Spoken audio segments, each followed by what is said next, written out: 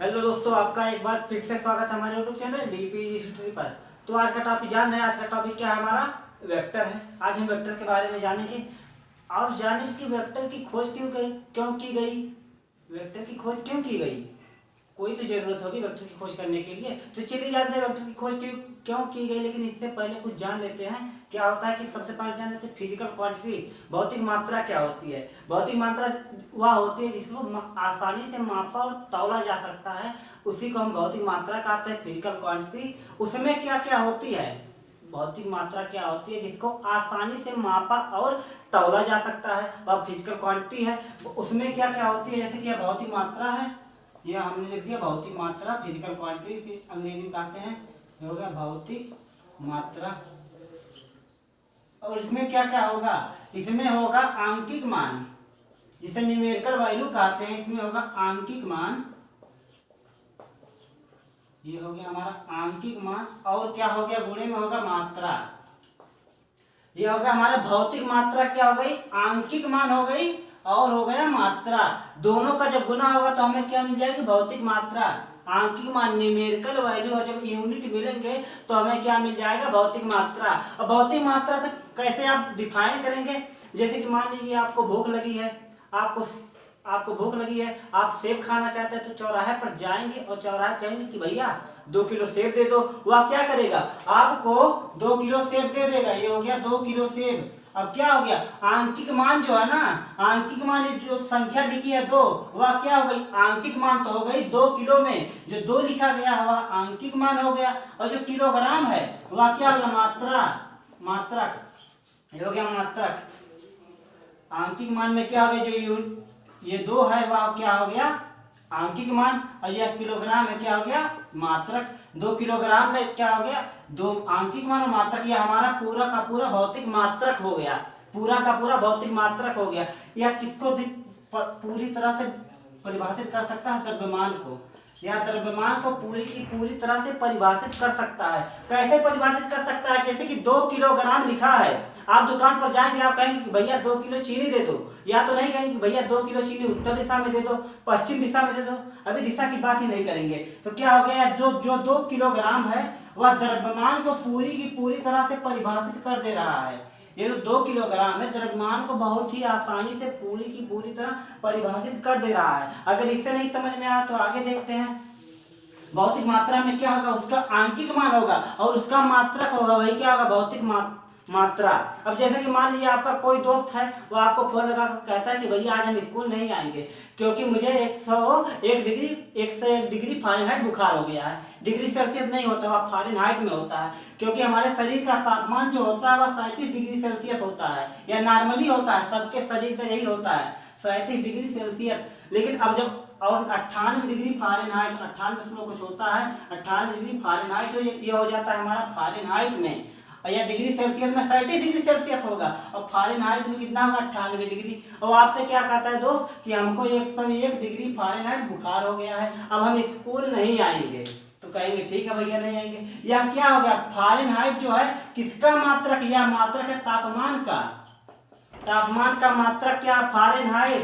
तापमान का मात्रक यह भी है, डिग्री सेल्सियस भी है, और क्या है? वह केल्विन भी है। तापमान का मात्रक फ़ारेनहाइट भी होता है, डिग्री सेल्सियस भी होता है, और क्या? केल्विन भी होता है। तो क्या हो गया कि भैया 101 डिग्री फ़ारेनहाइट तापमान को बहुत ही आसानी से पूरी की पूरी तरह परिभाषित कर दे रहा है। इसमें ना ही कोई दिशा पूछी गई है, इसमें कोई दिशा का भी नाम नहीं दिया गया है। आप यह भी नहीं कह सकते कि भैया मुझे बुखार हुआ उत्तर दिशा में, या तो नहीं कह सकते।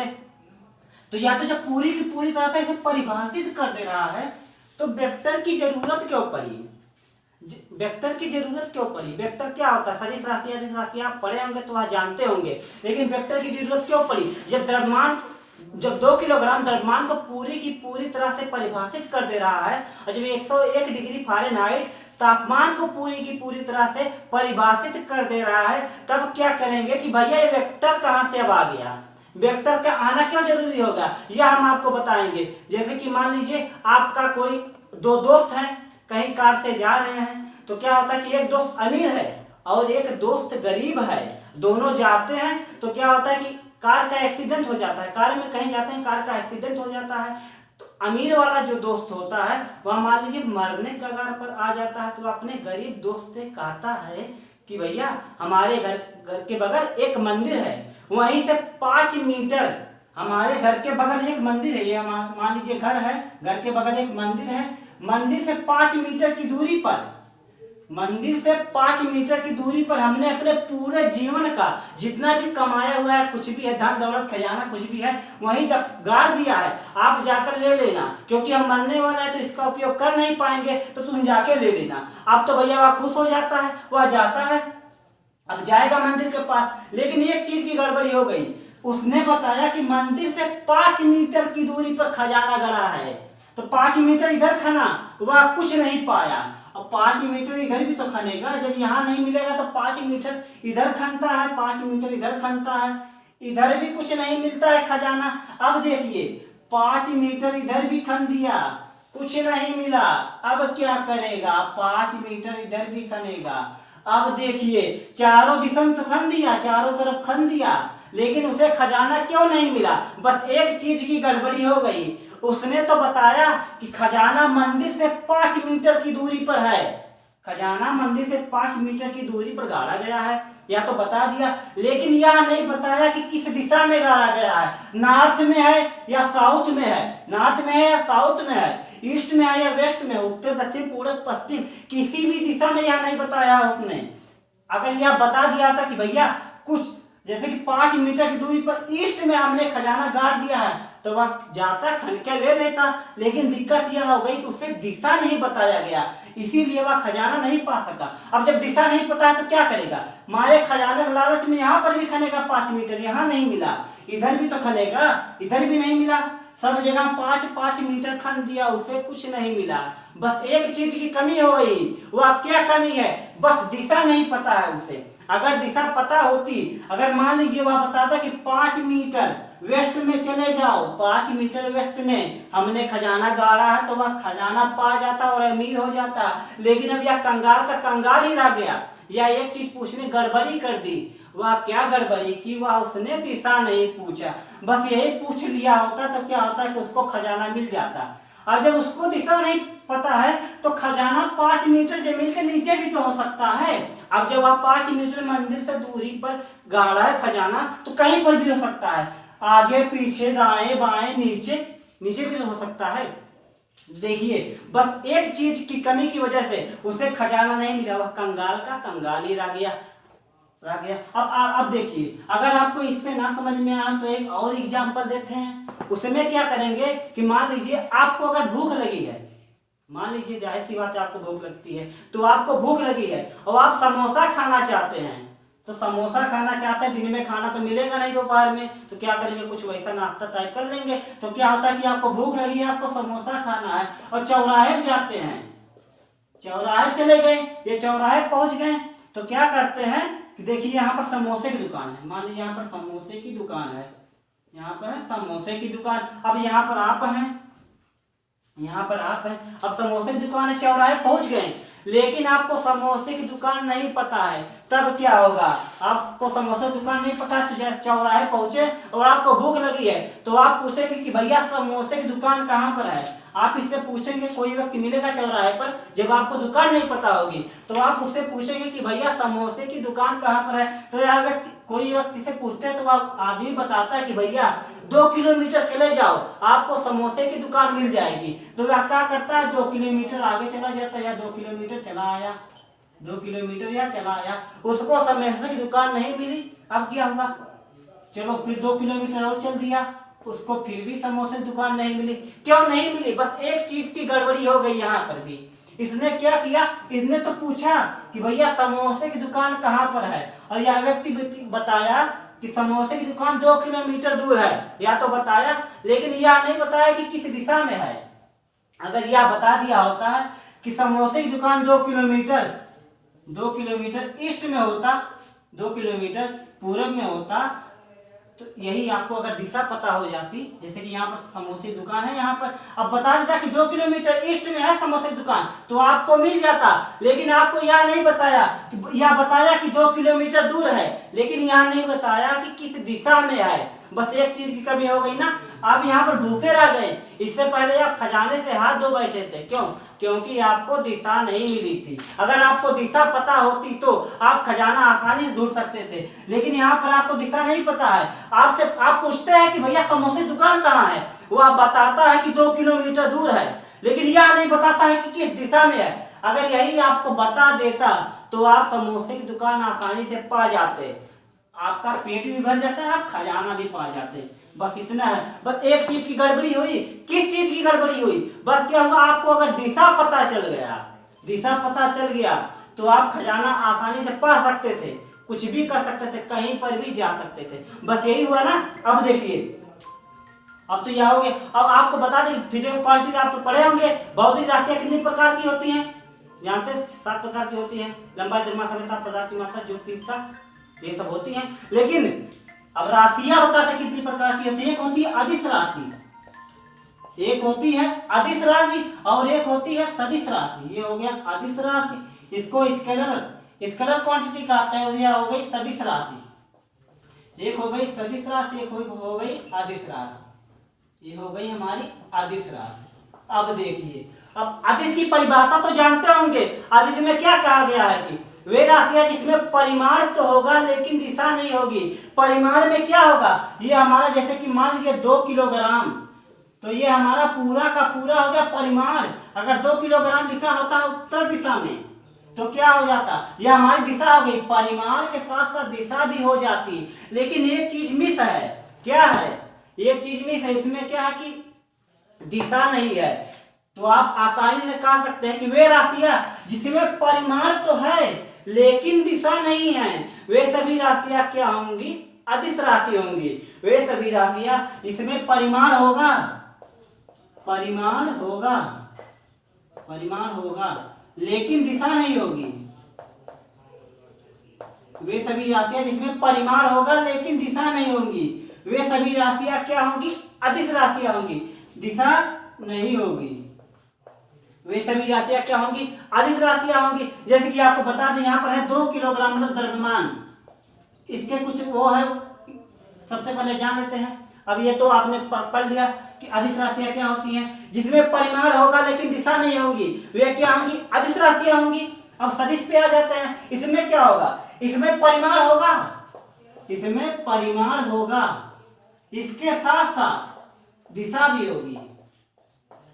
परिमाण के साथ साथ दिशा, जैसे कि यहाँ पर है 2 मीटर, 2 मीटर, ये होगा हमारा परिमाण। अगर यहाँ लिखा होता है कि नॉर्थ, ये होता नॉर्थ, तो क्या हो जाता है? परिमाण के साथ साथ दिशा भी तो आ गई। परिमाण के साथ साथ यहाँ पर दिशा भी तो आ गई, तो यह हो गया ना कि परिमाण के साथ साथ दिशा भी पाई जा रही है। तो यह क्या कह सकते हैं? आप सदिश राशि कह सकते हैं। जिस राशि में परिमाण के साथ साथ दिशा भी होगी वे राशियां होंगी सदिश राशियां। और जिन राशियों में परिमाण के साथ परिमाण तो होगा लेकिन दिशा नहीं होंगी, परिमाण तो होगा लेकिन दिशा नहीं होंगी, वे सभी राशियां क्या होंगी? अदिश राशियां होंगी। अब तो आप इतना जान गए। अब आपको बता दें, जैसे कि मान लीजिए अदिश राशियों में क्या? अदिश राशि में दिशा नहीं होगी तो उसे आप आसानी से जोड़ सकते हैं। जैसे कि आपको भूख लगी, आपने 2 किलोग्राम सेब खा लिया, इतने में आपका पेट नहीं भरा तो आप कहते हैं भैया कि 2 किलोग्राम और सेब खा लेते हैं। 2 किलोग्राम सेब पहले खाया, आपका भूख नहीं मिटा, तो क्या करते हैं? 2 किलोग्राम सेब फिर खा लेते हैं। तो कितना हो जाता है? अब पूरा जब इसको काउंट करेंगे तो क्या हो जाएगा? 4 किलोग्राम तो होगा, 2 2 4 हो गया ना, 4 किलोग्राम। इसको अदिश राशियों को ऐसे ही जोड़ा जाता है, लेकिन सदिश राशियों में कुछ मिस्टेक होंगी। अब बताते हैं क्या होगी। जैसे कि आप मान लीजिए यहाँ पर कोई व्यक्ति है ए, यहाँ पर व्यक्ति है कोई ए, या क्या करता है? 4 मीटर इधर चलता है, 4 मीटर इधर चलता है। कोई व्यक्ति ए है, 4 मीटर इधर चलता है। अब क्या कहता है? इसका मूड बदलता है, कहता है 4 मीटर तो हो गया, 4 मीटर इधर चला, कहता है कि अब 3 मीटर और चलेंगे हम, तो क्या होता है? या 3 मीटर और चलता है। तो आपसे पूछेगा और ए और बी के बीच का वो बताइए, विस्थापन बताइए, डिस्प्लेसमेंट बताइए। तो यहाँ का डिस्प्लेसमेंट क्या होगा? 4 और 3, 4 मीटर और 3 मीटर कितना हो जाएगा? 7 मीटर तो होगा। इसको आसानी से जोड़ लिया, ये तो हो गया 7 मीटर। अब देखिए एक व्यक्ति है, यही चलता है 4 मीटर चलता है, 4 मीटर यहाँ चला, यहाँ पर कितना आया 4 और 3 कितना आया 7 आया ना, 4 चला, फिर उसका मोड़ बदला 3 और चल दिया तो कितना होगा 4 3 7 हो गया। अब देखिए यहाँ पर यह व्यक्ति चलता है 4 मीटर, लेकिन क्या होता है कि उसका मोड़ अचानक में बदल जाता है, तो कहता है 3 मीटर हम फिर से वापस लौट जाए, या 3 मीटर फिर से वापस लौट आया। वेक्टर में ऐसे लिखा जाता है, वेक्टर के ऊपर हमेशा तीर लगाएंगे, आपको हम बताएंगे कैसे लगाया जाता है, क्यों लगाया जाता है ये भी बताएंगे। तो देखिए यह 4 मीटर इधर चला, उसका मोड़ बदला, कहा कि हम 3 मीटर और पीछे चले जाएंगे वापस, तो 3 मीटर वापस चला गया। अब वेक्टर में क्या होगा, वेक्टर में 4 और 3 जुड़ेंगे तो कितना हो जाएगा 1 हो गया, 4 और 3 यहाँ पर जुड़े तो 1 हो गया। 1 काहे हुआ हम यह भी बताएंगे। अब देखिए यहाँ पर जोड़े तो 7 आया, 4 और 3 यहाँ पर जोड़े तो कितना आया 7, और यहाँ पर 4 और 3 जोड़े तो कितना आया 1 आया, यहाँ पर 7 यहाँ पर 1। अब देखिए अब यहाँ पर हमने देखिए यहाँ पर 1 है, यहाँ पर 4 मीटर फिर कोई व्यक्ति चला, यहाँ पर 4 मीटर व्यक्ति फिर कोई चला, फिर क्या हुआ उसका मोड़ बदला, अचानक में मुड़ गया, उसका मोड़ बदला अचानक में, यहाँ पर मुड़ गया, कितना मुड़ा 3 मीटर मुड़ गया। अब देखिए यह क्या हो गया, यहाँ 90 डिग्री बन गया ना, समकोण त्रिभुज हो गया। अब देखिए अगर यहाँ 3 है 4 है तो यहाँ 5 हो जाएगा, 5 मीटर, तो क्या हो जाएगा 4 और प्लस 3 कितना हो जाएगा 5 मीटर, 5 मीटर ये हो गया हमारा 5 मीटर। अब कैसे यहाँ 5 मीटर हो गया, आपने पाइथागोरस परिमेय पढ़ा होगा, उसमें क्या है कि 4 का स्क्वायर करेंगे, एक बार 4 का स्क्वायर करेंगे, फिर 3 का स्क्वायर करेंगे, क्या होता है, या कर्ण का स्क्वायर पाइथागोरस परिमेय होता है, कर्ण का स्क्वायर बराबर होता है लंब का स्क्वायर प्लस आधार का स्क्वायर, 4 चौके कितना हो गया 16, 3 त्रिक का 9 कितना हो गया, या कर्ण का स्क्वायर है हमारा। अब कितना हो गया 25, और यहाँ पर स्क्वायर है कर्ण का। अब जब यह स्क्वायर हटाएंगे तो यह रूट में हो जाएगा, कितना हो जाएगा कर्ण हमारा, अब जब रूट हटाएंगे तो 5 का पूरा हो जाएगा, या कर्ण कितना आ गया 5, ये हमारा कितना आ गया 5। अब देखिए गड़बड़ी कहाँ हुई, यहाँ पर हमने 4 और 3 जोड़ा, यहाँ पर हमने 4 और 3 जोड़ा तो आया 7, यहाँ पर 4 और 3 जोड़ा तो आया 1, और यहाँ पर 4 और 3 जोड़ा तो आया 5। अब कहेंगे कि भैया ये क्या हुआ, यहाँ पर तुमने डायरेक्ट जोड़ा तो आया 4, बस इसका आएगा 4। सदिश राशियों में ऐसा होता है, लेकिन सदिश राशियों में कुछ अलग होता है। क्या होता है, 4 3 जोड़ने पर 7 भी आ सकता है, 4 3 जोड़ने पर 1 भी आ सकता है, और 4 3 जोड़ने पर 5 भी आ सकता है, कुछ भी आ सकता है। जैसे यहाँ ये तो इसकी 1 और 7 इसकी बाउंड्री है, बाउंड्री है ना, ये 4 और 7 1 और 7 इसकी बाउंड्री है, इसके बीच में कुछ भी आ सकता है।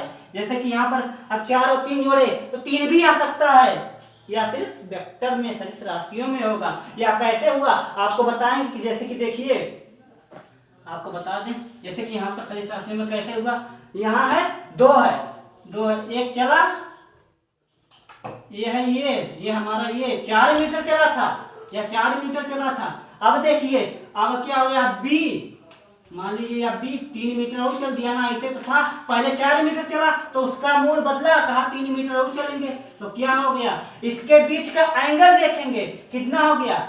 अब वेक्टर में क्या होता है, एंगल क्या होता है, जब दो वेक्टर की पूंछ जुड़ती है तो उसके बीच एंगल बनता है। हमेशा जब वेक्टर का एंगल लेंगे तो पूंछ से पूंछ जोड़ देंगे, क्या होगा वेक्टर के बीच, जब दो वेक्टरों के बीच का एंगल निकालेंगे तो पूंछ से पूंछ जोड़ देंगे।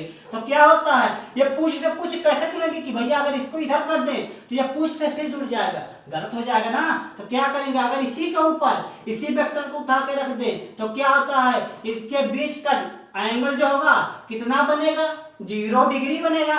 तो यहाँ पर क्या हो गया 4 मीटर और 3 मीटर कितना हो गया 7 मीटर 0 डिग्री पर। यहाँ पर थीटा चेंज हुआ, थीटा चेंज होने की वजह से हमारा मान भी चेंज हो गया। अब देखिए यहाँ पर तो 4 मीटर एक ही व्यक्ति चला था, ऐसे था ना, एक व्यक्ति 4 मीटर चला था। अब क्या हुआ, उसका मोड़ बदला 3 मीटर और लौटाया, 3 मीटर वापस लौटाया। काहे लौटाया, अब उसकी मर्जी काहे लौटाया। देखिए 4 मीटर चला आगे, 3 मीटर पीछे आ गया। अब आपको बताया कि दो वेक्टर जहां पर जुड़ेंगे उनकी पूछे जहां पर जुड़ेंगे उन्हीं के बीच में वो एंगल बनेगा वेक्टर का। जहां दो वेक्टर की पूछ आपस में जुड़ती है वहीं पर वेक्टर का एंगल बनता है। तो देखिए एक वेक्टर इधर है, अगर इस वेक्टर को उठा के इधर रख दे तो क्या हो गया, यहाँ वेक्टर है, इसके बीच का कोण कितना हो गया 180 डिग्री हो गया ना। तो यहाँ पर 4 मीटर और 3 मीटर जुड़कर 1 मीटर हो गए। यहाँ पर चेंज क्या हो रहा है, यहाँ पर 0 डिग्री था, यहाँ पर 180 डिग्री है। अब देखिए यहाँ पर क्या होता है, यहाँ पर 4 मीटर चला था, यहाँ पर नहीं दिख रहा हो गया, फिर से मिटा दें। यहाँ पर देखिए यहाँ पर हमारा एक व्यक्ति था 4 मीटर चला था, यह व्यक्ति 4 मीटर चला था, अचानक में वहां मुड़ जाता है, कितना 3 मीटर मुड़ जाता है। जब अचानक में वह 3 मीटर मुड़ जाता है तो देखिए क्या होता है कि वेक्टर की जब पुश से पुश जुड़ेंगी तो उसके बीच एंगल बनेगा। यही बताया था ना, जब पुश से पुश जुड़ेंगी तो उसके बीच एंगल बनेगा। तो यहाँ पर एंगल कहाँ बनना है, यहाँ सिर है और इसकी पुछिया सिर और पुछ एकदम जुड़े हैं ना, तो यह नहीं होगा। अगर यहाँ पर इसे एक तीर खींच दें तो यहाँ पर एंगल जो होगा 90 डिग्री होगा। यहाँ पर 90 डिग्री होगा तो 4 और 3 4 मीटर प्लस 3 मीटर कितना हो गया, 4 और 3 कितना हो गया, 5 मीटर आ गया। अब वेक्टर में जब डिग्रियां चेंज होंगी, जब सदिश राशियों को जोड़ेंगे तो उनमें डिग्रियां जब चेंज होंगी तो आंसर कुछ भी आ सकता है। यहाँ पर 7 आया, यहाँ पर 1 आया और यहाँ पर 5 आया, ऐसे भी हो सकता है। अब तो आप समझ गए कि सदिश राशियों में कैसे क्या होता है। जब वेक्टर को मतलब जब डिग्री को चेंज करते हैं तो हमारा क्या होता है कि आंसर भी चेंज हो जाता है। या तो आपने जान लिया अदिश राशि क्या होती है, जिसमें परिमाण होगा लेकिन दिशा नहीं होगी, वे हमारी क्या होंगी, अदिश राशियां होंगी। सदिश राशि क्या होंगी, जिसमें परिमाण होगा उसके साथ साथ दिशा भी होगी। ऐसी राशियां जिसमें परिमाण के साथ साथ दिशा भी होगी वह क्या होगी, हमारी होगी सदिश राशि। ये हो गया। अब देखिए ये हो गया हमारा। अब देखिए यहाँ पर अब इसके एग्जांपल देख लेते हैं, इसके एग्जांपल देख लेते हैं क्या होता है। इसका अदिश राशि का एग्जांपल होता है चाल, उदाहरण ये हो गया चाल हो गया, और ये क्या होगा, द्रव्यमान हो गया, द्रव्यमान हो गया, समय हो गया, समय, ताप हो गया, ये सब हो गया। बहुत सारी राशियां, सबको गिना तो नहीं सकते लेकिन इतना बता रहे हैं। चाल हो गया, द्रव्यमान हो गया, समय हो गया, ताप हो गया। अब आप कहेंगे कि सर ऐसे आप कैसे कह दे रहे हैं कि ये अदिश राशियां हैं। आप बहुत ही कॉमन सेंस लगा के आप बता सकते हैं कि ये अदिश राशियां हैं, इसमें दिशा नहीं है, इसमें दिशा नहीं है। कैसे मैं बता रहा हूं, आप कॉमन सेंस कैसे लगाएंगे। द्रव्यमान का, द्रव्यमान जैसे कि लिखा है 2 किलोग्राम 3 किलोग्राम, क्या होगा, द्रव्यमान का मात्रक हो गया, ये हो गया हमारा। अब देखिए आप मान लीजिए दुकान पर जा रहे हैं, आप कहते हैं कि भैया 2 किलोग्राम सेब दे दो, आप कहते हैं भैया 2 किलोग्राम सेब दे दो, यही तो कहते हैं। इसमें दिशा का प्रयोग किया आपने, नहीं किया। आप ऐसा कभी कहे नहीं होंगे कि भैया 2 किलोग्राम सेब दे दो उत्तर दिशा में, कभी कहा है, कभी नहीं कहा है। आप ऐसा भी कभी नहीं कहेंगे कि भैया 3 किलो सेब दे दो नीचे की तरफ, ऊपर की तरफ, उत्तर की तरफ, ऐसा कहा है, कभी नहीं कहा है। कि 2 किलो सेब दे दो पश्चिम दिशा में, ऐसा कहा है, कभी नहीं कहा है। तो ये हो गया हमारा, इसमें कोई भी दिशा का प्रयोग नहीं किया गया है, या द्रव्यमान को बहुत ही आसानी से पूरी की पूरी तरह परिभाषित कर दे रहा है। यह हमारा 2 किलोग्राम, इसमें दिशा का प्रयोग नहीं किया गया, इसीलिए यह अदिश राशि हो गया। इसमें परिमाण तो है, या 2 क्या हो गया, उसका आंकिक मान हो गया, क्या हो गया, किलोग्राम मात्रक। अब परिमाण और मात्रक, परिमाण में क्या होता है, आंकिक मान होता है और उसका मात्रक ये हमारा परिमाण हो गया, दिशा तो नहीं है। अब देखिए समय, अब आप किसी से पूछते कि भैया कितना टाइम हुआ, कहीं पर भी आपके पास मान लीजिए घड़ी नहीं है, आप किसी से मिलते हैं, आप पूछते हैं कि भैया टाइम कितना हुआ है, तो आप वह बताता हो कि भैया 10:12 हुए हैं, कुछ हुआ है 10:13, 1:02 हुए हैं, ऐसा कुछ कहा होगा ना। या तो नहीं कहा होगा, या तो नहीं कहा होगा कि अभी 12:30 हो रहे हैं उत्तर दिशा में, या कभी कहा है। अभी यह भी नहीं कहा होगा कभी कि 9:30 हो रहे हैं, 9:30 बजे हैं उत्तर दिशा में, पश्चिम दिशा में 9:30 बजे हैं उत्तर दिशा में, ऐसा कभी कहा है। 9:30 बजे हैं उत्तर दिशा में, ऐसा कभी किसी ने कहा है, कभी नहीं कहा है। आप कॉमन सेंस लगा के बहुत सारी राशियों का पता लगा सकते हैं कि यह अदिश है या सदिश। तो ऐसा कभी हुआ है आपके जीवन में, आपके जीवन में कभी नहीं हुआ होगा। कोई बताया नहीं होगा कि अभी 9:45 हो रहे हैं पश्चिम दिशा में, ऐसा कभी नहीं हुआ। तो आप आसानी से कह सकते हैं कि भैया ये सभी राशियां जो है अदिश राशियां हैं। अब तापमान, अब ताप को हमने कैसे कह दिया कि अदिश है। आपने कभी कहा है कि लोहा उत्तर दिशा में गर्म है, गर्म, ताप का मतलब क्या होता है, गर्मी, जहाँ कहीं गर्मी हो ना वहां ताप होता है, ये तो हो गया। अब जब कहते हैं आप कि भैया एक तो लोहा गर्म है, लोहा गर्म इसको छूना मत, बस ये तो कहते हैं। या नहीं कहते कि लोहा गर्म पश्चिम दिशा में इसको छूना मत, या नहीं कहते ना। तो यह हो गया हमारा अदिश राशि, क्योंकि इसमें अदिश राशि में परिमाण तो है। तापमान कहेंगे कि 101 डिग्री गर्म है, 101 डिग्री सेल्सियस गर्म है, लेकिन यहाँ ने कभी नहीं कहा होगा कि उत्तर दिशा में गर्म है, पश्चिम दिशा में गर्म है, या कभी कहा है? कभी नहीं कहा, क्योंकि इसमें दिशा का प्रयोग हो ही नहीं सकता। आप करना भी चाहे तो नहीं कर सकते, आपको लात मार के लोग भगा देंगे। आप कहेंगे कि 101 डिग्री लोहा गर्म पश्चिम दिशा में, अब कहेंगे कि पश्चिम दिशा में जाना ही नहीं है। तो ये हो गया हमारा अदिश राशि, तो आप जान के अब सदिश पे आते हैं। सदिश का क्या होता है? यह हो गया वेग, वेग हो गया, बल हो गया, बल हो गया, आदि मान लेते हैं, ज्यादा नहीं लेंगे। ये हो गया वेग और बल। अब आप इसको कैसे कह सकते हैं कि यह सदिश है या अदिश? कह सकते हैं ना, मान लीजिए बल है, किसी वस्तु पर बल कहाँ लगाएंगे बताइए? इधर, इधर, इधर लगा रहे हैं ना बल, किसी दिशा में तो लगा रहे हैं। आप कहेंगे कि भैया अगर दरवाजा धक्का देना होगा तो आप कहेंगे कि दरवाजा उत्तर की तरफ धक्का दो, उधर से कोई आ नहीं पाएगा। अगर दरवाजे को बंद करना है, इस तरफ से बंद, मान लीजिए दरवाजा है, यहाँ दरवाजा है, इस तरफ से कोई आए ना तो इस तरफ से आप धक्का देंगे, दरवाजा इधर से बंद होगा ना, किधर से? उत्तर से। मान लीजिए धक्का दे रहे हैं दक्षिण की तरफ, उत्तर से धक्का दे रहे हैं दक्षिण की तरफ, तभी तो किसी ना किसी दिशा में तो धक्का दे रहे हैं। तो यह कैसे हो गया हमारा? किसी दिशा में जब हम धक्का दे, बल व धक्का या खींचा हुआ, आपने परिभाषा या पढ़ा होगा, क्या करते हैं? किसी भी दिशा में जब हम धक्का देते हैं, धक्का मतलब बल लगाते हैं, बल में दिशा का प्रयोग किया गया है। यहाँ बल लगा रहे हैं, कहाँ बल लगा रहे हैं? उत्तर दिशा में बल लगा रहे हैं, ऐसा आप कह सकते हैं। तो यह हो गया हमारा सदिश राशि, जिसमें परिमाण भी होगा, दिशा भी होगी, वह सदिश होगी।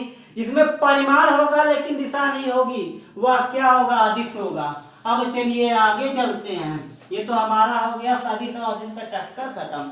अब आते हैं वेक्टर। वेक्टर क्या होते हैं? वेक्टर के बारे में जान लेते हैं। ये हो गया हमारा वेक्टर, ये हो गया वेक्टर, हो गया ना। वेक्टर क्या होते हैं? VECTOR, इसको अंग्रेजी में यही कहते हैं, वेक्टर। आपको हमने बताया था कि कोई व्यक्ति खजाना खोजने गया मंदिर के पास, उसको खजाना क्यों नहीं मिला? क्योंकि वेक्टर का आप मतलब ही समझ लीजिए कि दिशा, जहां दिशा है वहां वेक्टर है, जहां दिशा है यहाँ वेक्टर है। यह भी कहना उचित नहीं है, क्योंकि जहां दिशा है वह वेक्टर हो भी सकता है, वेक्टर नहीं भी हो सकता है। सबसे पहले जानते हैं वेक्टर क्या होता है। वेक्टर मतलब मान लीजिए दिशा, किसी भी दिशा में है तो वह वेक्टर हो गया। अब जैसे देख लीजिए, वेक्टर को आप कैसे प्रदर्शित करेंगे? वेक्टर को आप कैसे प्रदर्शित करेंगे? वेक्टर को बहुत आसानी से प्रदर्शित किया जाता है। आपने देखा होगा कि राम रावण को मारते हैं एक तीर से, वही तीरिया उठा के ले आए हम। ये हो गया हमारा तीर। क्या हो गया हमारा तीर? फिर से दिखा दें। ये हो गया हमारा तीर, ये हो गया हमारा तीर, ये तीर, ये हो गया तीर। इसी को हम वेक्टर कहते हैं। ये जो हमारी तीर है इसी को वेक्टर कहते हैं। इसमें क्या क्या होते हैं? वेक्टर में हमने आपको बताया था क्या? सदिश राशियां वेक्टर होंगी। आप ये बता दें, सदिश राशियां जो होती है वेक्टर होती हैं। अब जान लेते हैं सदिश राशियों में क्या क्या पाया जाता है। सदिश राशियों में परिमाण तो होगा, ये तो जाहिर सी बात है, परिमाण होगा तभी वह सदिश होगी। परिमाण के साथ साथ क्या होगा? दिशा, अगर दिशा है तो वह वेक्टर होगा। आप देख लेते हैं परिमाण क्या है? जो लंबाई है ना, ये जो लंबाई है, जो तीर की लंबाई है, इसको हम हमेशा परिमाण मानते हैं। ये जो तीर की लंबाई है, ये जो तीर की लंबाई है, इसको हम हमेशा परिमाण मानते हैं। तो ये हमारा परिमाण हो गया। परिमाण में कुछ भी हो गया, परिमाण, ये हमारा हो गया परिमाण। अब ये तीर की नोक है ना, ये जो तीर की नोक है वह क्या बताती है? दिशा को बताती है। अगर यह तीर की नोक निकाल दें तो यह कहीं भी जा सकता है। तीर नुकीला इसीलिए बनाया जाता है, वह किसी दिशा में जा सके, इसीलिए वेक्टर का प्रयोग किया गया है ना, वेक्टर का। ये तीर की नोक है वह दिशा को बताती है, ये जो पूंछ है उसके परिमाण को बताती है। आप कैसे परिमाण को बताएंगे? जैसे कि मान लीजिए यहाँ पर ये हो गया हमारा वेक्टर को हम एक तीर से बताते हैं। ये हो गया हमारा परिमाण, ये हो गया हमारा परिमाण। और ये नोक है वह क्या हो गई? दिशा हो गई। अब देखिए 5 न्यूटन लिखा है कहीं, आपको लिख दिया जाए 5 न्यूटन उत्तर दिशा में। अब आप इसका चित्र बनाइए वेक्टर के रूप में, चित्र बनाइए। चित्र बनाइए वेक्टर के रूप में 5 न्यूटन उत्तर दिशा में। तब क्या करेंगे आप आसानी से करेंगे। आपको हमने बताया था कि वेक्टर को एक तीर से प्रदर्शित करते हैं, एक तीर से ये पहचानते हैं ये हमारा वेक्टर हो गया, ये जो तीर है हमारा वेक्टर हो गया। अब जो देखिए 5 न्यूटन क्या है हमारा, 5 न्यूटन परिमाण है। उसमें हमने बताया था परिमाण में एक होता है आंकिक मान और उसका मात्रक, इसे अंग्रेजी में उसमें होगा न्यूमेरिकल वैल्यू और उसकी यूनिट होगी तो वह क्या होगा परिमाण होगा। परिमाण में क्या है 5 न्यूटन, परिमाण में है हमारा 5 न्यूटन, तो यह होगा हमारा 5 न्यूटन। अब तीर इधर है तो इसको उत्तर दिशा मान लेते हैं, उत्तर दिशा ऐसे तो बनाएंगे। आपको लिखा है 5 न्यूटन उत्तर दिशा में, हमने एक तीर खींचा, ये जो लंबाई है तीर की उसको 5 न्यूटन मान लिए। अब तीर की लंबाई कुछ भी हो सकती है, यहाँ पर मान लीजिए 1 सेंटीमीटर बराबर होता है 1 न्यूटन, तो यहाँ पर 5 सेंटीमीटर बराबर कितना होगा 5 न्यूटन। 1 सेंटीमीटर 1 न्यूटन के बराबर है तो 5 सेंटीमीटर 5 न्यूटन के बराबर होगा। मान लीजिए यहाँ से इस तीर की लंबाई 5 सेंटीमीटर है तो 5 सेंटीमीटर 5 न्यूटन को प्रदर्शित कर रहा है, तो यह हो गया। अगर आपको यहाँ पर लिख दिया जाए, अगर आपको लिख दिया जाए कि बताइए 6 न्यूटन, बताइए 6 न्यूटन का बल लग रहा है, 6 न्यूटन का बल लग रहा है दक्षिण दिशा में, दक्षिण दिशा में 6 न्यूटन का बल दक्षिण दिशा में लग रहा है। अब इसको क्या करना है वेक्टर में बनाना है, वेक्टर का चित्र बनाइए इसमें, वेक्टर का, वेक्टर के रूप में इसको लिखिए 6 न्यूटन उत्तर दिशा में, इसको वेक्टर के रूप में लिखिए। तो आप करते क्या है एक तीर बनाते हैं, ये तीर बनाते हैं, ये तीर है ना, इसकी जो तीर की लंबाई है, तीर की लंबाई कुछ भी हो सकती है, तो हमने माना कि यहाँ एक सेंटीमीटर 1 न्यूटन के बराबर है, तो मान लीजिए यह तीर जो है 6 सेंटीमीटर का है, तो 6 सेंटीमीटर कितने के बराबर हो गया 6 न्यूटन के, 6 सेंटीमीटर 6 न्यूटन के बराबर हो गया। तो यहाँ पर हो गया हमारा 6 न्यूटन, ये तो परिमाण हो गया।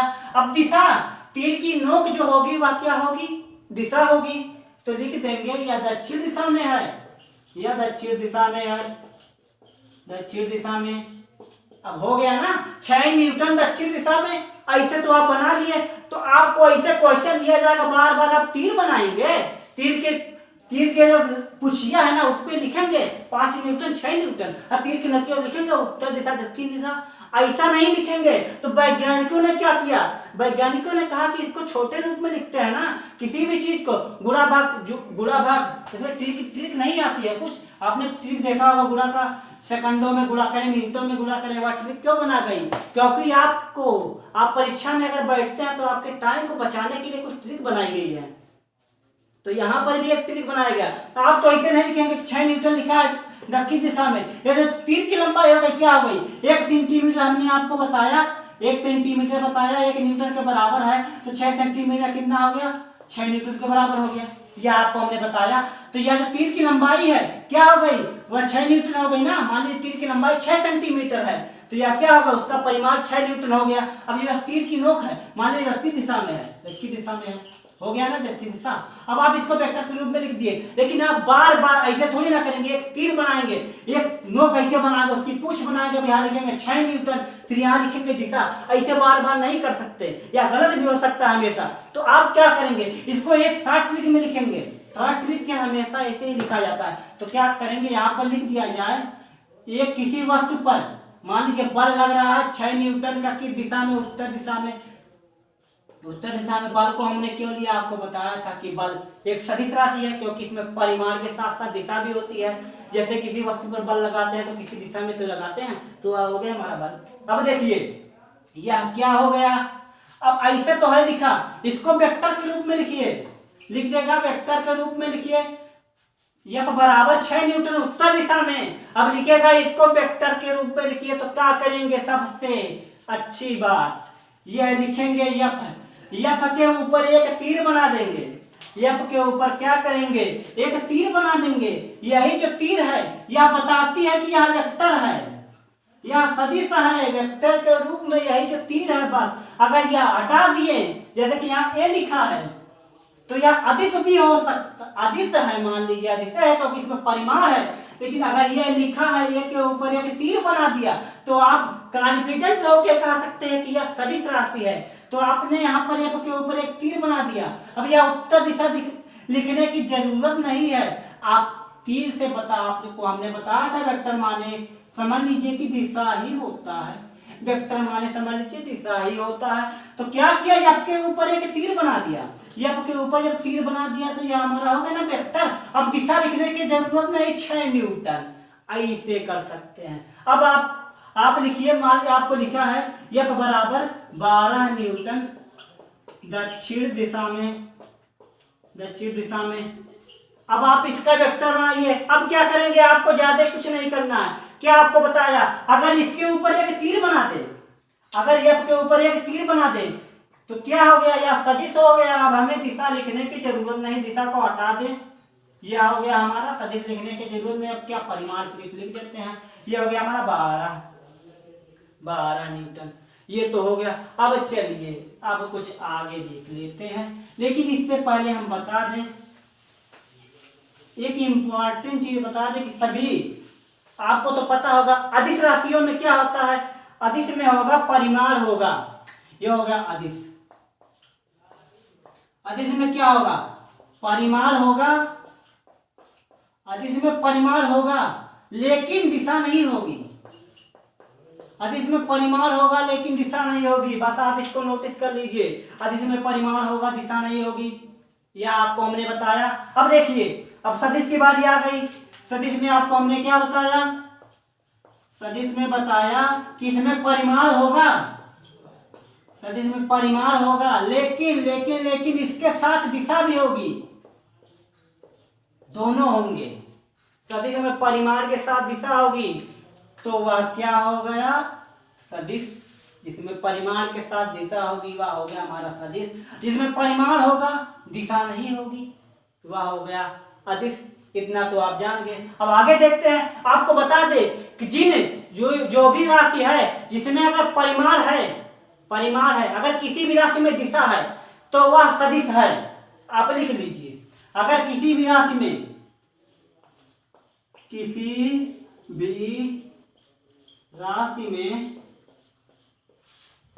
दिशा है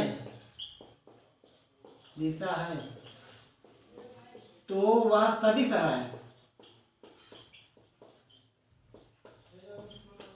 है। अगर किसी भी राशि में दिशा होगी तो आप इसको नोटिस कर लीजिए, वह 100% हमेशा क्या होगा, सदिश होगा। लेकिन एक चीज और है, अब क्या है कि वह राशि जिसमें दिशा है वह वेक्टर हो भी सकता है और नहीं भी, वेक्टर हो भी सकता है और नहीं भी। अब आपको हमने यह क्यों लिखाया, अब आपको यह कॉन्सेप्ट याद करना है, आपको याद भी हो जाएगा। क्या होता है, जिस राशि में दिशा होगी वह क्या होगा, 100% सदिश होगा। ये आपको बात याद हो गई। सदिश में क्या होता है, परिमाण के साथ दिशा होती है, हमेशा वह सदिश होगा। लेकिन सभी सदिश वेक्टर नहीं होते, यह भी हम आपको बताएंगे कि क्यों वेक्टर नहीं होते। सबसे पहले जान लीजिए, जिस राशि में दिशा है वह वेक्टर हो भी सकता है और नहीं भी हो सकता, या हो भी सकता है और नहीं भी हो सकता। ये कहाँ से आ गया, ये तो है किताबों में लिखा है, आप पढ़ेंगे तो जानेंगे, वैज्ञानिकों ने यह बताया है। अब आपको अब दूसरा जो बताया था, जिस राशि में दिशा है वह सदिश भी हो सकती है और नहीं भी हो सकती है। काहे या नियम आया, अब आपको बताते हैं। आपने करंट के बारे में सुना होगा, करंट CURRENT कहते हैं धारा, इसको हिंदी में धारा है हमारा। धारा क्या है, इसमें धारा आप कहेंगे कि भैया धारा उत्तर दिशा में बह रही है, यही तो कहते हैं। धारा पश्चिम दिशा में बह रही है, यही तो कहते हैं। लेकिन करंट वाला धारा है, बिजली लगेगा तो मर जाएंगे। अब देखिए, यहाँ पर आपने एक प्रतिरोध बनाया, इसे प्रतिरोध बनाया जाता है, आप पढ़ेंगे। अब देखिए ये क्या होता है। अब आपने इसे एक तीर बनाई और यहाँ लिख दिया धारा को I से बताते हैं, मान लीजिए 2 एम्पियर, I बराबर 2 एम्पियर। किधर, ऊपर की तरफ। ऐसे तो बनाएंगे, आप लिखेंगे 2 एम्पियर ऊपर की तरफ धारा बह रहा है। ये तो हमारा हो गया। अब क्या करेंगे, धारा इधर आया फिर इधर आया, एक दिशा में तो चला ना, पहले ऊपर गया फिर बाएं मुड़ा फिर नीचे आया फिर दाएं मुड़ा, इसे तो है। अब क्या करेंगे, या तो आप कहेंगे कि भैया इसमें दिशा है, इसको वेक्टर कह सकते हैं, लेकिन यह वेक्टर नहीं है। क्यों नहीं है वेक्टर, आपको बता दें कि जो भी राशियां सदिश में क्या होता है, सदिश राशि होती है, लेकिन वेक्टर क्या होंगे, सदिश में होगा परिमाण होगा, परिमाण होगा सदिश में, ये आपको हमने बताया परिमाण होगा, प्लस क्या होगी, दिशा होगी, प्लस एक क्या होता है, वेक्टर का जोड़ का नियम, वेक्टर के जोड़ का नियम, वेक्टर के जोड़ का नियम। अब यह इंपॉर्टेंट है, आप याद रख लीजिए, वेक्टर के जोड़ का नियम। अगर ये दो हैं तो वह 100% सदिश है, लेकिन अगर यह है तो वेक्टर 100% होगा। अगर यह नहीं है, तीसरा, वेक्टर के जोड़ के नियम का पालन अगर कोई भी राशि अगर वह सदिश है और वह वेक्टर के जोड़ के नियम का पालन नहीं करती है तो वह क्या होगी, सदिश होगी, लेकिन वेक्टर राशि नहीं होगी। ये बता दें आपको, क्या है, सभी राशियां जिसमें दिशा होंगी वे तो सदिश होंगी, लेकिन सभी सदिश वेक्टर नहीं होते हैं। क्यों नहीं होते, क्योंकि वेक्टर के जोड़ के नियम का पालन नहीं करते। वेक्टर के जोड़ के नियम का अगर पालन करते हैं तो वे वेक्टर होंगे, नहीं तो नहीं होंगे। वेक्टर जो होंगे वे वेक्टर के जोड़ के नियम का पालन करेंगे। अगर पालन कर रहा है जो राशि तो वह क्या कह सकते हैं कि वह 100% वेक्टर है, नहीं तो नहीं है। अब यह धारा हमने आप बताया कि यह इसमें दिशा तो है, यह सदिश है, लेकिन यह वेक्टर क्यों नहीं है, इसमें दिशा है। जब दिशा है तो वेक्टर होना चाहिए, क्योंकि यहाँ पर लिखा है ना परिमाण के साथ दिशा, तो वह सदिश है, लेकिन यह पालन, अब यही तो आ गया ना गड़बड़, कि यह वेक्टर के जोड़ के नियम का पालन नहीं करता, वेक्टर के जोड़ के नियम का पालन नहीं करता, इसीलिए यह वेक्टर नहीं है। अब इसके जैसे कि इसको एम्पियर लिखते हैं, एम्पियर धारा का मात्रक एम्पियर होता है, ऐसे बनाते हैं। अगर इसके ऊपर ऐसे तीर नहीं लगा सकते, क्यों नहीं लगा सकते, यह वेक्टर, जो राशि वेक्टर होगी उसी के ऊपर तीर लगाएंगे, नहीं तो नहीं लगाएंगे। ये आपने जान लिया। अब आपको हमने करंट लिखा, क्यों करंट क्यों लिखा, या क्यों अदिश राशि है, मतलब कि वेक्टर नहीं है। अब जान लेते हैं, आपने पढ़ा होगा कि मान लीजिए एक पाइप है,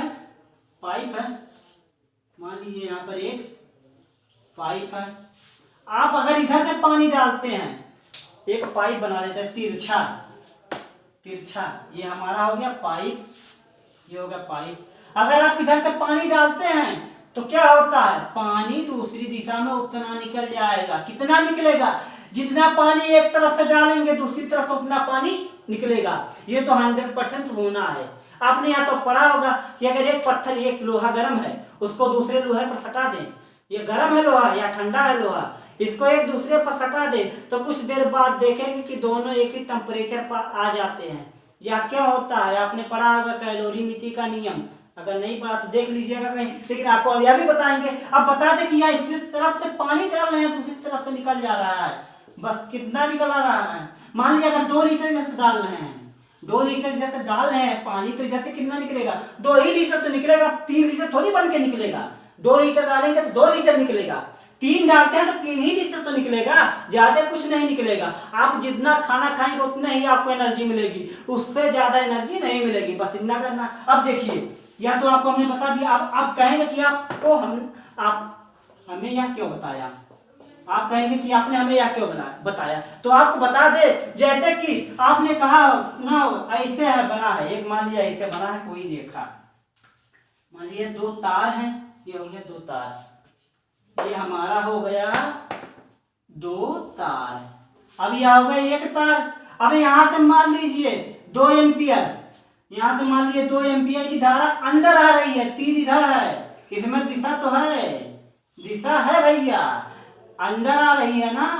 कैसे कह रहे हैं अंदर आ रही है, कुछ ना कुछ देखे होंगे, क्या देखे हैं, दिशा देखे हैं। अब बताइए, अगर ये तीर ना बनाए तो आप कह सकते हैं धारा किधर जा रही है, पता ही नहीं चल रहा, उधर जा रही है कि इधर, पता ही नहीं चल रहा। अब ये तीर बना दे तो कहेंगे हाँ भाई धारा अंदर आ रही है। अब देखिए यहाँ पर भी ऐसे 2 एम्पियर की धारा किधर अंदर आ रही है, ये तीर बता रहा है कि यहाँ अंदर आ रही है। अगर तीर को हटा दे तो आप कब्बो जीवन में नहीं बता पाएंगे, कभी भी जीवन में नहीं बता पाएंगे कि धारा किधर जा रही है, इधर की उधर। ये तो अनुमान लगाया जाता है ना। इलेक्ट्रॉन जब ज्यादा होंगे, फ्री इलेक्ट्रॉन जब ज्यादा होंगे उतने ही धारा बनेगी, तो आप जानते हैं। अब देखिए दो इधर से आया, दो इधर से आया, अब जब स्टार भी मिलेंगे तो कितना होगा, दो दो कितना होगा, 4 एम्पियर। अब इधर से निकल गया 4 एम्पियर। जितनी धारा आई, जितनी धारा आई यहाँ पर देखिए, जितनी धारा यहाँ पर आई उतनी धारा निकल गई, 2 2 4, 2 2 4 उतनी ही तो निकली।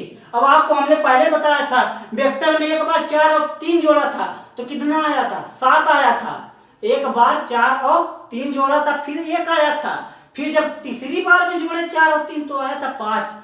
क्यों आया था, यह एंगल पर भी निर्भर नहीं करता। मान लीजिए इधर 45 डिग्री, तो यहाँ एंगल पर भी निर्भर नहीं करेगा। लेकिन जो भी वेक्टर होंगे अगर उनका क्या करेंगे, जोड़ेंगे, वेक्टर में अगर जोड़ते हैं तो क्या होता है, उसका आंसर कुछ भी आ सकता है। 4 और 3 जोड़ेंगे तो ये हमेशा कंफर्म नहीं कि वह 7 ही आएगा, 5 भी आ सकता है, 1 भी आ सकता है। आपको इससे पहले प्रूव करके दिखाया था ना। अब देखिए इतना तो हो गया। आप कह सकते हैं कि धारा में दिशा तो है लेकिन वह वेक्टर के योग का पालन नहीं करती।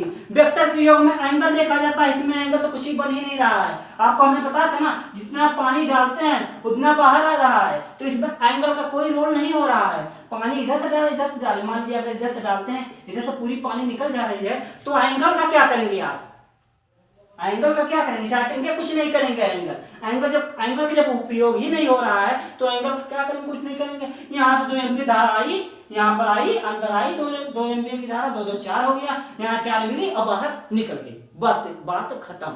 अब कैसे कहें कि यह वेक्टर है, दिशा तो है, यह वेक्टर नहीं है। ऐसे ही एक और है, इसका एक एग्जाम्पल और है, सदिश तो है लेकिन वह भी वेक्टर नहीं है। एक धारा हो गई और एक हमारा होगा प्रेशर, दाब, या तो आप जानते होंगे, और भी होंगी बहुत, ये तो आपने अब तो आपको बता दिया कि जो भी राशि है जिसमें परिमाण होगा, अगर परिमाण के साथ दिशा है तो वह क्या हमेशा सदिश होगी। लेकिन सभी सदिश वेक्टर नहीं होते हैं। क्यों नहीं वेक्टर होते, यहाँ पर हमने लिखा है वेक्टर एकदम पूर्ण रूप से वेक्टर कब होगा, जब उसमें परिमाण होगा, दिशा होगी, और क्या होगा, जब वेक्टर परिमाण होगा, ये होगा हमारा परिमाण, ये होगा परिमाण होगा, दिशा होगा, और क्या होगा, वेक्टर के जोड़ का नियम का पालन करेगा, वेक्टर के जोड़ के नियम का पालन करेगा, वही क्या होगा, हमारा पूर्ण रूप से वेक्टर होगा। ये आप जान लिए। अब आगे देखते हैं आगे क्या होता है। हम थोड़ी सी बात दिशा पर कर लेते हैं, दिशा के बारे में जान लेते हैं। तो चलिए दिशा के बारे में जान लेते हैं।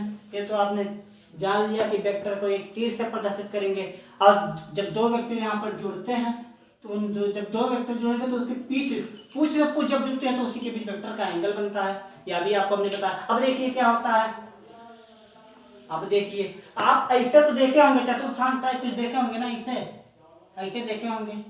तो क्या करते हैं, इधर देखिए, यहाँ पर लिख दिया एक बार n, तो यहाँ पर क्या हो गया यस, यहाँ पर लिख दिया ई, तो क्या हो गया W, east west north south, ये हो गया।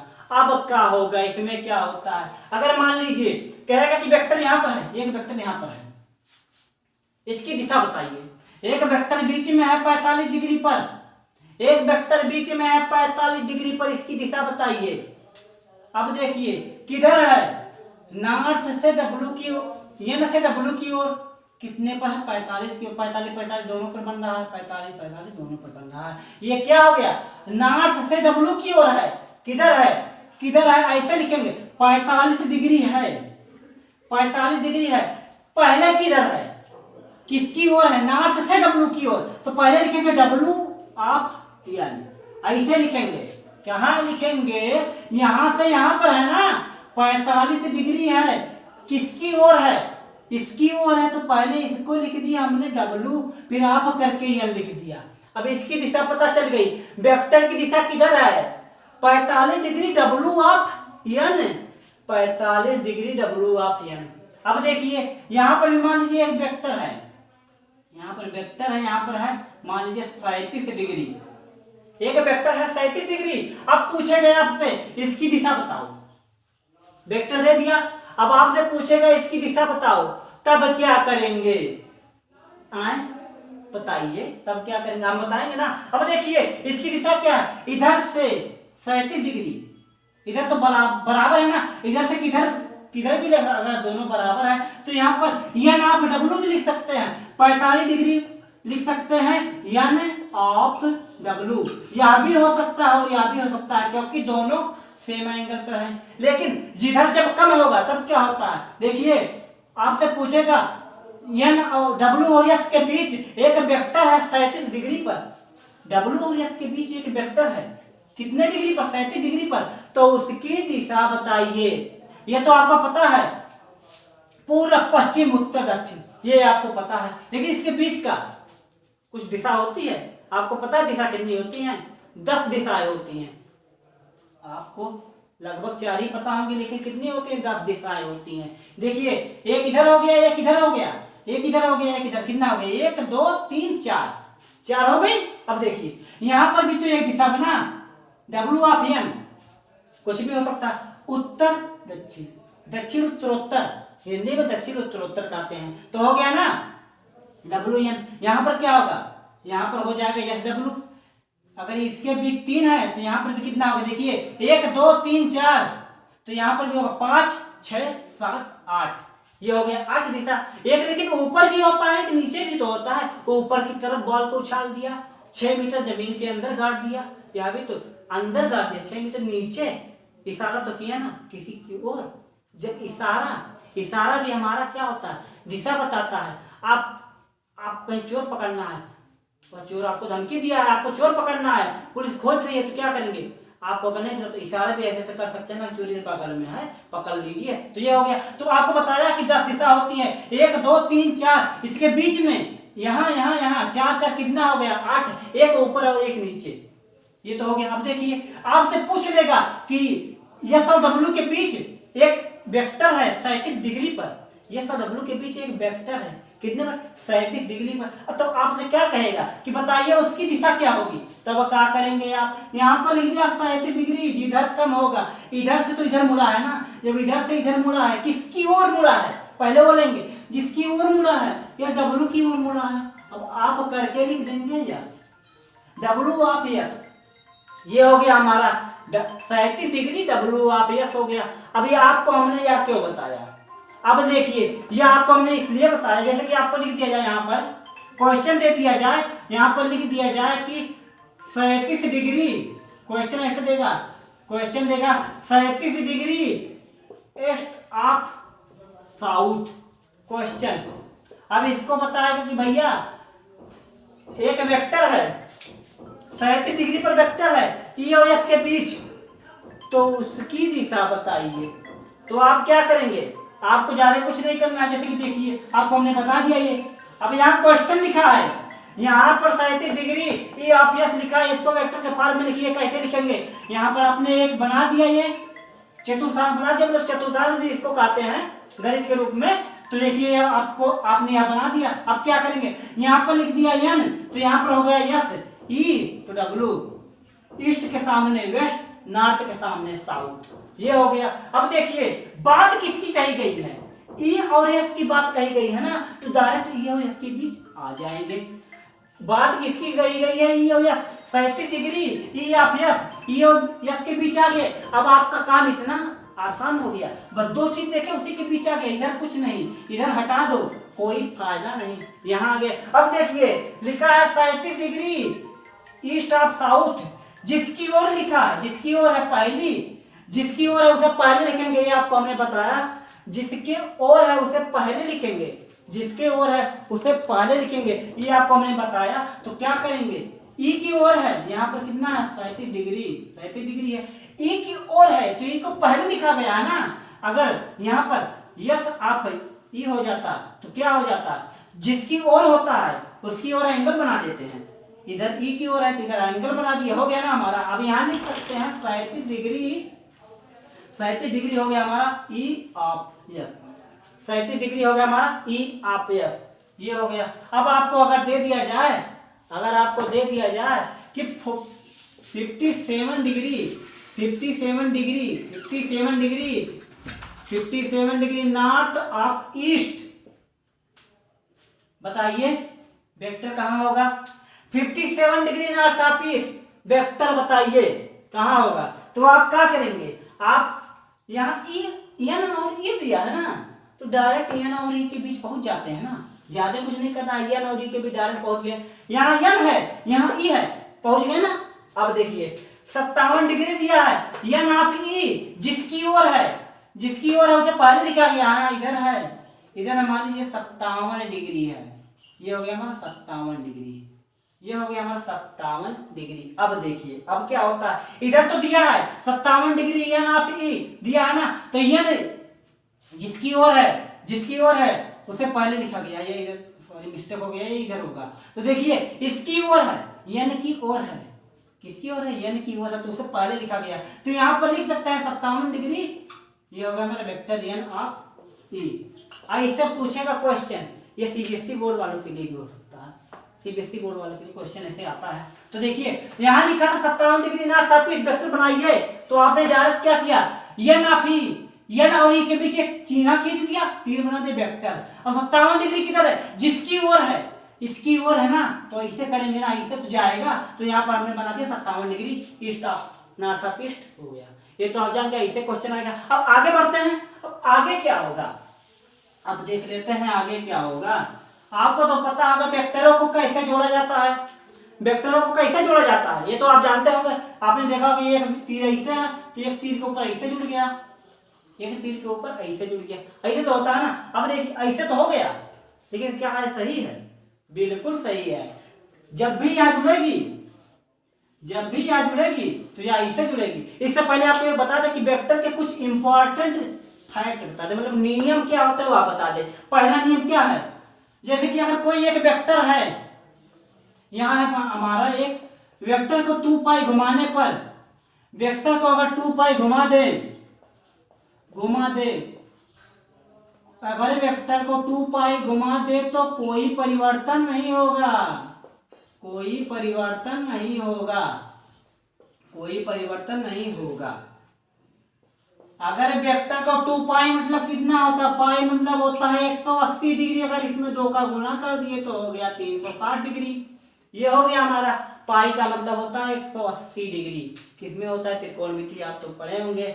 क्षेत्रमिति में होता है पाई का मान 22/7, 3.17 आता है। अब देखिए यहाँ पर लिखा है हमने पाई, अगर किसी वेक्टर को 2 पाई घुमा दे तो उसके मान में कोई परिवर्तन नहीं होगा, परिवर्तन नहीं होगा। ऐसा हमने क्यों लिखा, 360 डिग्री घुमा दे, जैसे कि एक वेक्टर है, ऐसे वेक्टर है, इसका मुंह इधर है, या मुंह है ना, मुंह इधर है, अगर इसको ऐसे घुमा दे 360 मतलब 360 मतलब एक चक्कर, एक सीधी रेखा इधर 180 डिग्री ऐसे तो बनता है, अगर इसको एक कर लें तो कितना हो गया 180, 18 दूनी 36, 360 हो गया ना, एक चक्कर तो हो गया, एक चक्कर हो गया। अब देखिए यहाँ पर हमने लिखा है कि वेक्टर को अगर 360 डिग्री घुमा देते हैं, वेक्टर यहाँ पर है, अगर ऐसे घुमा के ले आए 360 डिग्री, इसे ऐसे घुमा के, मान लीजिए वेक्टर ये है, इसको घुमा के 360 डिग्री ले आए, तो क्या इसके मान में कोई परिवर्तन नहीं हुआ, क्या इसके मान में कोई परिवर्तन हुआ, कुछ नहीं हुआ।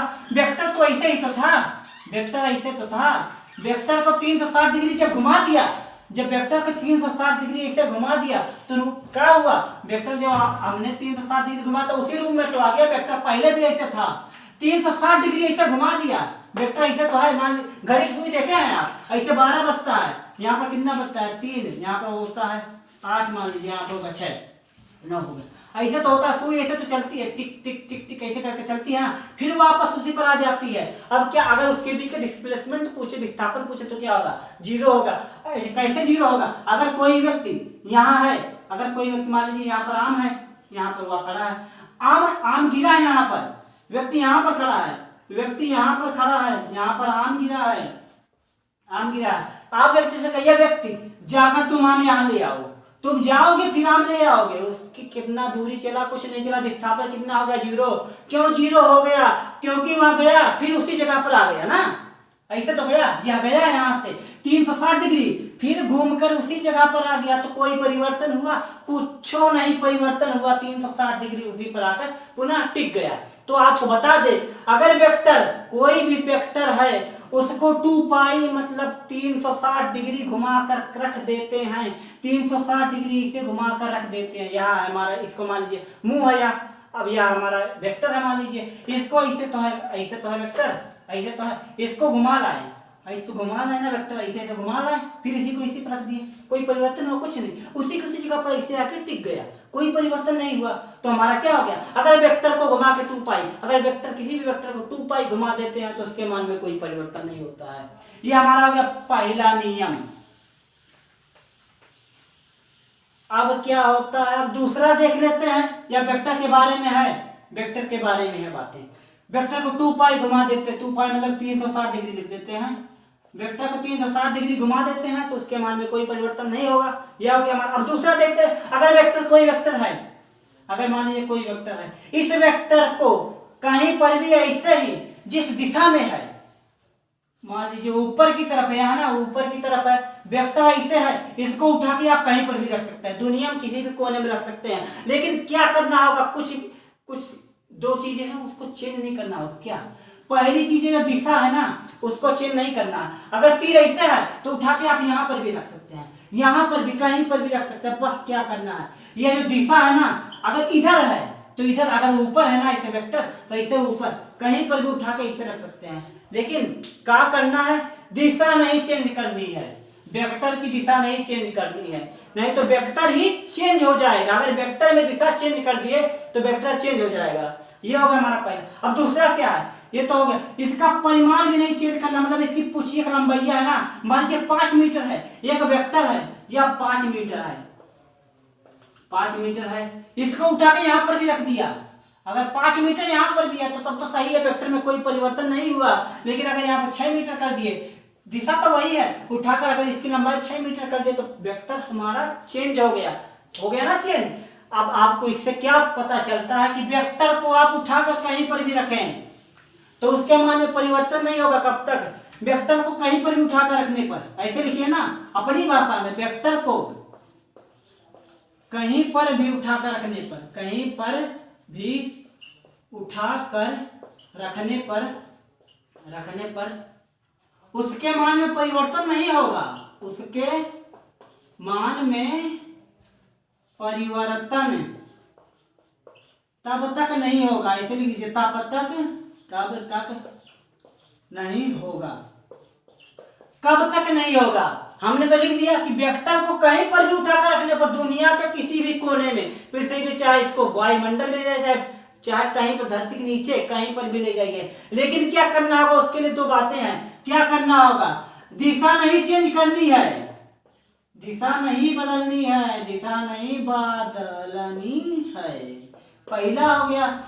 अब तीर की लंबाई मतलब कि वेक्टर की लंबाई भी नहीं चेंज करनी है, वेक्टर की लंबाई नहीं बदलनी है। बस यही 2 चीज बदलनी है, वेक्टर की लंबाई नहीं बदलनी है। क्या करना है, वेक्टर को आप उठाकर दुनिया के किसी भी कोने में रख दे, बस 1-2 चीजें नहीं करनी है। ना ही वेक्टर का दिशा बदलना है, ना ही वेक्टर का दिशा बदलना है, और ना ही वेक्टर की लंबाई बदलनी है। अगर इन दोनों चीजों में से कोई भी एक चीज बदल जा रही है तो क्या होगा, हमारा वेक्टर बदल जाएगा। ऐसे तो वेक्टर है, मान लीजिए यहाँ पर है 6 मीटर ऊपर की तरफ, अगर इसको उठा के मान लीजिए हमने पृथ्वी के बाहर ले आया, इधर वेक्टर 6 मीटर, इसके मान में कोई परिवर्तन नहीं होगा। क्यों नहीं होगा? क्योंकि यह नियम का तो पालन कर रहा है। हमने क्या लिखा, दिशा नहीं चेंज करनी है, इधर ऊपर की तरफ, इसको उठा के इधर ऊपर की तरफ लिख दिया। ऐसे तो लिखा है ना, इधर ऊपर है तो मान लीजिए इसको उठा के यहाँ पर लिख दिया। कहीं पर भी उठा के रखिए ना, कहीं पर भी कोई परिवर्तन नहीं। बस क्या करना है, दिशा नहीं परिवर्तन करना है, और ना इसकी लंबाई अगर 6 मीटर है तो यहाँ पर भी 6 मीटर होनी चाहिए, और यहाँ पर भी 6 मीटर होनी चाहिए। इसके मान में कोई परिवर्तन नहीं होगा। ये होगा हमारा। अब आगे देखते हैं, अब आगे क्या करना है। ये तो हो गया हमारा 2 नियम। अब तीसरे पर पहुंचते हैं, 2 वेक्टर के बीच का एंगल ज्ञात करना। दो वेक्टरों के बीच का कोण याद करना। दो वेक्टरों के बीच में कोण कब बनेगा? जब उसकी पूछ से पूछ लड़ेगी। जब पूछ से पूछ लड़ेगी तब उसके बीच में कोण बनेगा। बस यही। दो वेक्टरों के बीच कोण कब बनता है? जब उसकी पूछ से पूछ लड़ती है तो कोण बनता है, अन्यथा नहीं बनता है। तो जैसे कि यहाँ पर है एक गोले में, एक गोला कितना है 2 पाई, मतलब कि 360। एक गोला है 2 पाई मतलब कितना है 360। ये कितना हो गया? हाँ, इसमें क्या हो गया? इसके बीच का एंगल कहाँ बन रहा है? यह एक वेक्टर है, इसकी पूछ यहाँ है ना, नुकीला सा भाग यहाँ है पूछ का। ये एक वेक्टर, इसकी दिशा इधर है, इसकी दिशा इधर है, लेकिन नोक इधर है ना। अब देखिए क्या होता है, दो वेक्टर जब जुड़े, पूछ से पूछ लड़ी तो इसके बीच कोण बना। ये हो गया। अब आगे देखते हैं। अब एक नियम क्या कहता है कि दो वेक्टर जहां पर जुड़ेंगे उनके बीच जो कोण बनेगा वही हमारा वेक्टर का कोण होगा।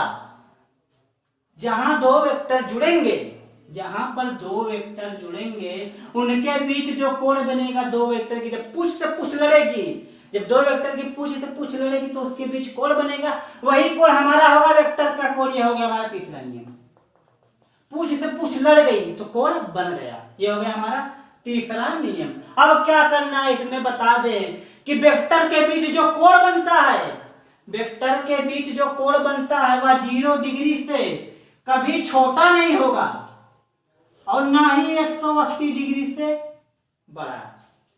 ना ही 0 डिग्री से कभी छोटा होगा, ना ही 180 डिग्री से कभी बड़ा। या आप इसको नोटिस कर लें या तो याद कर लें, बहुत ही इंपॉर्टेंट है। दो वेक्टरों के बीच का एंगल जो बनता है वह 0 डिग्री से कभी छोटा नहीं होगा, मतलब कि वेक्टर का एंगल जो होगा कभी माइनस में नहीं होगा। ये हो गया हमारा। और 180 डिग्री से कभी ना ही 181 होगा, ना ही 180 दशमलव कुछ भी होगा, बस 180 डिग्री ही रहेगा। ये हो गया हमारा। जब दो वेक्टर लड़े तो उसके बीच एंगल बना कितना, कुछ भी बना ना, दो वेक्टरों के पूछ से पूछ लड़े तो उसके बीच एंगल बना, वही हमारा क्या होगा वेक्टर का एंगल। अब बता दें आपको बता, या तो हम लिख दें यहाँ पर कि 0 डिग्री से ना ही कभी बड़ा होगा, मतलब क्या होगा 0 के बराबर, थीटा 0 के बराबर भी हो सकता है, 0 डिग्री हो सकता है लेकिन 0 से कम नहीं होगा। अब क्या होगा, ये हो गया हमारा 180 डिग्री। 180 डिग्री से छोटा हो सकता है, 180 डिग्री से छोटा हो सकता है या 180 डिग्री के बराबर हो सकता है। ये हो गया हमारा। अब देखिए दो वेक्टर जुड़े, मान लीजिए यहाँ पर दो वेक्टर जुड़े, इनके बीच एंगल बना। मान लीजिए एक एंगल यहाँ पर है 60 डिग्री, यहाँ पर है 300 डिग्री। यहाँ पर एक वेक्टर है 60 डिग्री और यहाँ पर है 300 डिग्री। तब क्या करेंगे, अब बता दे जहां दो वेक्टर की पूछ से पूछ लड़ी तो उसके बीच एंगल बना। अगर मान लीजिए दो एंगल बनता है, दो एंगल हमेशा बनेगा, दो एंगल बनता है तो क्या करेंगे, उसमें से जो सबसे छोटा कोण होगा, उसमें से सबसे छोटा कोण होगा, 300 को हटा देते हैं, जो सबसे छोटा कोण होगा वही क्या होगा, वेक्टर का कोण होगा। जो जब दो वेक्टरों के ऐसे पूछ से पूछ लड़ी तो यहाँ पर मान लीजिए अगर 90 डिग्री इसके बीच कोण बना, ऐसे देखिए यहाँ पर ऐसे हो गया ना, मान लीजिए यहाँ पर है 280 तो यहाँ पर मान लीजिए 90 है, तो सबसे छोटा कोण कौन सा है, सबसे छोटा कोण 90 है। वेक्टर ए मान लीजिए, ये हो गया हमारा वेक्टर बी। तो क्या हो गया, जो सबसे छोटा कोण है वही हमारा क्या होगा, वेक्टर का कोण होगा। ये आपको बता दिया हमने। अब आगे देखते हैं कि दो वेक्टर, अगर दो वेक्टर जुड़ेंगे, अगर दो वेक्टर की पूछ से पूछ जुड़ती है तो उसके बीच जो एंगल, मान लीजिए यहाँ पर 60 बना है और यहाँ पर 300 डिग्री बना है, यहाँ पर 60 बना और यहाँ पर 300 डिग्री बना है, तब क्या होता है कि जो कोण सबसे छोटा होगा, जो कोण सबसे छोटा होगा वही हमारा वेक्टर का कोण होगा। दो वेक्टर की पूछ से पूछ जुड़ेगी तो वहां पर वेक्टर का कोण बनेगा, वो तो है। अब देखिए, अब इसका एक क्वेश्चन कराते हैं, फिर इसके बाद अगली वीडियो बाद में लास्ट है, क्वेश्चन करा देते हैं। इसका कैसे क्वेश्चन आता है, जैसे कि दिया रहेगा वेक्टर ए और बी के बीच का कोण बताइए, वेक्टर ए और बी के बीच का कोण बताइए ऐसे लिख दिया। कौन सा सही है, कौन सा सही है, मान लीजिए 60 डिग्री है, मान लीजिए क्या है, एक 50 डिग्री है और एक है 310 डिग्री, 310 डिग्री, ये हो गया हमारा 310 डिग्री। ए और वेक्टर ए और बी, वेक्टर के ऊपर तीर बनाना है। हमेशा आपको पता है कि वेक्टर के ऊपर तीर बना देंगे तो हमारा वेक्टर हो जाएगा। हो गया ना। अब देखिए एक वेक्टर यहाँ है, मान लीजिए वेक्टर एक ऐसे जुड़ा है, ये हो गया वेक्टर ए। अब एक वेक्टर ऐसे जुड़ा है, ये होगा हमारा वेक्टर बी। अब क्या करना है, अब देखिए ऐसे मान लीजिए इससे एक ऐसे कर दे, इससे ये हो गया हमारा वेक्टर ए और वेक्टर बी, ये हो गया। अब देखिए सबसे छोटा कोण कौन सा है 50 डिग्री, और सबसे बड़ा कोण कौन सा है 310, ये हो गया ना। आपको हमने बताया था एक गोले में 360, तो देखिए आधा जब इधर बन गया 50 डिग्री इधर बन गया, तो क्या होगा, तो 310 में 50 जोड़ेंगे तो 360 ही तो होगा। 360 310 इधर बन गया, 350 उधर बन गया। अब देखिए आपको हमने बताया था कि अगर दो वेक्टर जुड़ते हैं उनके बीच दो कोण बनता है, तो जो सबसे छोटा कोण होगा वही वेक्टर का कोण होगा। इसमें से सबसे छोटा कोण कौन सा है, 50 डिग्री तो है, 310 डिग्री बाहर की तरफ है, वह बड़ा कोण है। तो सबसे छोटा कोण कौन सा हो गया, 50 डिग्री तो हो गया, ये हमारा आंसर ऐसे आ गया। अब देखिए अब आपको बताते हैं, बजाएंगे थोड़ा। अब आप घूमेंगे बीसी में घूमेंगे आप, जब आपको हम घुमाएंगे, जैसे कि एक वेक्टर है, एक वेक्टर है ऐसे ही, एक वेक्टर है, एक वेक्टर यहाँ है। अब मान लीजिए यहाँ पर बना है कितना, मान लीजिए 140 बना है, तो यहाँ पर 160 डिग्री, ये हो गया। अब इसके बीच का एंगल बना, अब देखिए अब यहाँ पर ऐसे बना दिया हमने ऐसे बना दिया। अब यहाँ पर लिख दिया कि 140 डिग्री है, 140 डिग्री है। अब यहाँ पर 160 डिग्री है, तो वेक्टर का कोण बनाइए, वेक्टर ए है, अब वेक्टर बी है, वेक्टर ए है और वेक्टर ए है हमारा, और वेक्टर बी है। ये पहला क्वेश्चन हो गया और ये दूसरा क्वेश्चन हो गया। अगर आपको पता है तो वीडियो को पॉज करके जरूर बताइएगा। अब आपको हम बता दें कि इसमें से क्या होगा। देखिए यहाँ पर आपको हमने बताया था कि जो कोण सबसे छोटा होगा, अगर वेक्टर जब वेक्टर की दो पूछ से पूछ जुड़ेंगे तो वहां पर कोण बनेगा, वही हमारा वेक्टर का कोण होगा। लेकिन वहां पर एक कोण काहे बनेगा, दो कोण तो बन सकता है ना, दो कोण काहे नहीं बनेगा। यहाँ पर ऊपर 10 है तो यहाँ पर जाहिर सी बात है 350 होगा ना। कुल मिला के ये गोले को होता है 360, तो यहाँ पर ऐसे तो होगा कोना कोना, ये कोना, या तो गोला ऐसे तो होता है, कोना ऐसे तो हो गया ना। अब देखिए यहाँ 50 है, 350 से यहाँ 10 है, तो कितना होगा, सबसे छोटा जो होगा कोण वही हमारा क्या होगा, वेक्टर का कोण। तो यहाँ पर सबसे छोटा कोण कौन सा है, आप आंख मूंद कर भी बता सकते हैं कि भैया 140 सबसे छोटा है, तो यही वेक्टर का कोण हो गया, थीटा बराबर 140 हो गया ना। अब देखिए अब दूसरे को बताइए, पहले तो बताइए, अब दूसरे को बताइए। सबसे छोटा कोण वेक्टर का कोण। अब आप कहेंगे मान लीजिए यहाँ 160 है, अब आप कहेंगे देखिए 140 160 सबसे छोटा कोण 140, थीटा बराबर 140। गलत हो गया, कहाँ गलत हुआ अब देखते हैं। आपको हमने बताया जब वेक्टर की पूछ से पूछ जुड़ी तो वही कोण बना, पूछ से पूछ फिर गई कोण बन गया। अब देखते हैं यहाँ क्या हुआ, एक वेक्टर ऐसे बनाया हमने, आपने कुछ सोचा ना समझा, सीधे ठोक दिया। ऐसे तो गलत होता है, थोड़ा किए फैला के देखा कीजिए क्वेश्चन कहाँ गलत होता है। आप हमने बनाया एक तीर यहाँ बनाई है, तीर से पूछ जोड़ दिया, इसके मुंह से इसकी पूछ जोड़ दी, तो कोण कहाँ बनेगा, कोण नहीं बनेगा। तब क्या करेंगे, अब यहाँ तो कोण है ऐसे करेंगे, अब बता रहे क्या करेंगे। अब देखिए यहाँ पर तो हो गया, अब क्या करेंगे, यहाँ पर हमने बनाया है ऐसे, बनाया है ऐसे, ये हो गया हमारा वेक्टर, ये हो गया हमारा वेक्टर, ये हो गया हमारा वेक्टर। 140 इधर बना तो 160 इधर बना, हो गया ना 160। अब क्या करेंगे, आपको हमने दूसरा का नियम बताया था कि एक वेक्टर ऐसे है ना, इसकी ना ही लंबाई चेंज करेंगे ना ही दिशा चेंज करेंगे, इसको उठाकर दुनिया के किसी भी कोने में रख सकते हैं, वेक्टर का में कोई परिवर्तन नहीं होगा। क्या करना है, ना ही दिशा चेंज करनी है ना ही लंबाई चेंज करनी है, वेक्टर में कोई परिवर्तन नहीं होगा। तो यहाँ पर भी है ना, पूछ से पूछ जुड़ेंगे तो वहां पर कोण बनेगा, जब पूछ से पूछ जुड़ल तो कोण बनल, ऐसे समझो ना। अब देखिए यहाँ पर है ना, जब मुंह से पूछ जुड़ी है तो कोण कहाँ बना, कुछ नहीं बना, जब मुंह से पूछ जुड़ी तो कोण कुछ नहीं बना। अब आप क्या कर सकते हैं, इसको उठा के ऐसा में सेट कीजिए, इसको उठा के ऐसा सेट कीजिए कि पूछ से पूछ लड़ जाए, कोण बन जाए।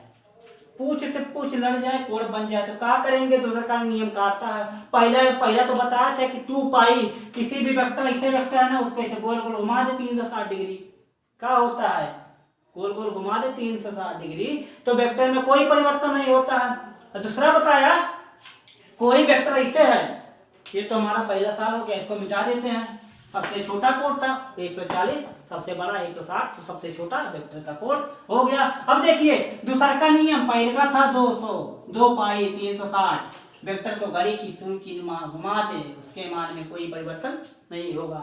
अब देखिए दूसरा, अब क्या है? वेक्टर ऐसे है ना, वेक्टर को उठा के कहीं पर भी यहाँ पर भी सेट कर सकते हो, यहाँ पर भी लंबाई अगर 2 मीटर है तो लंबाई 2 मीटर रहनी चाहिए, दिशा वही रहनी चाहिए जो पहले थी। दिशा इधर है तो हमने इधर बनाया। अब क्या करेंगे?